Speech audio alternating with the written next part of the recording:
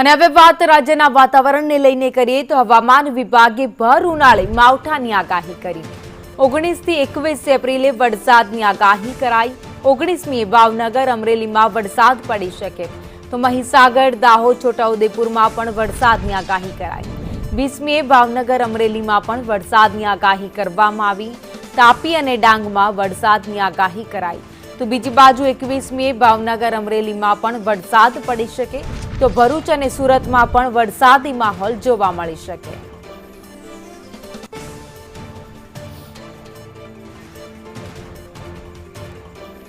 તો રાજ્યમાં હાલ કાળઝાળ ગરમીનો અહેસાસ થઈ રહ્યો છે, પરંતુ આ કાળઝાળ ગરમી વચ્ચે વરસાદની આગાહી કરવામાં આવી।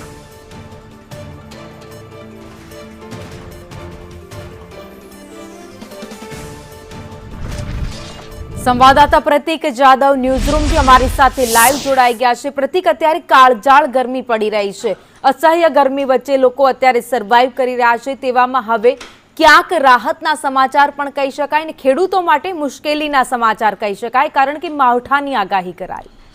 બિલકુલ ભાવિની માવઠાની આગાહી કરાઈ છે, જે ખેડૂતો માટે ખૂબ જ ચિંતાજનક સમાચાર છે અને વેસ્ટર્ન ડિસ્ટર્બન્સની અસરના કારણે આ પ્રકારનું વાતાવરણ સર્જાયું છે।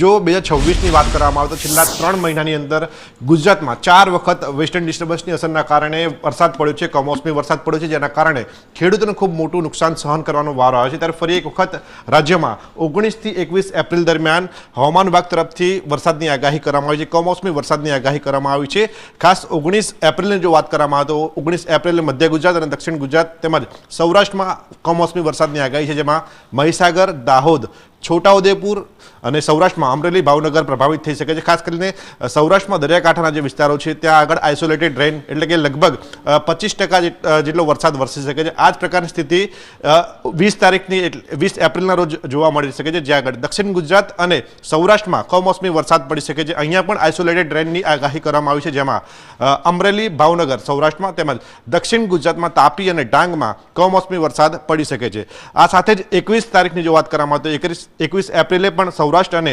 દક્ષિણ ગુજરાતમાં વરસાદની આગાહી છે, જેમાં સૌરાષ્ટ્રમાં અમરેલી, ભાવનગર અને દક્ષિણ ગુજરાતમાં ભરૂચ અને સુરતમાં કમોસમી વરસાદની આગાહી કરવામાં આવી છે। આ સાથે જ રાજ્યમાં હાલ 3 વરસાદી સિસ્ટમ સક્રિય થઈ છે અને આ 3 વરસાદી સિસ્ટમના કારણે આગામી 19 થી 21 એપ્રિલ દરમિયાન કમોસમી વરસાદની આગાહી કરવામાં આવી છે, જેમાં એક વેસ્ટર્ન ડિસ્ટર્બન્સની અસર, એક ટ્રફ જે રાજસ્થાનથી મધ્યપ્રદેશ તરફ પ્રસાર થઈ રહ્યો છે અને બીજું એક અપર એર સાયક્લોનિક સર્ક્યુલેશન, આ 3 સિસ્ટમના કારણે રાજ્યમાં કમોસમી વરસાદ વરસી શકે છે।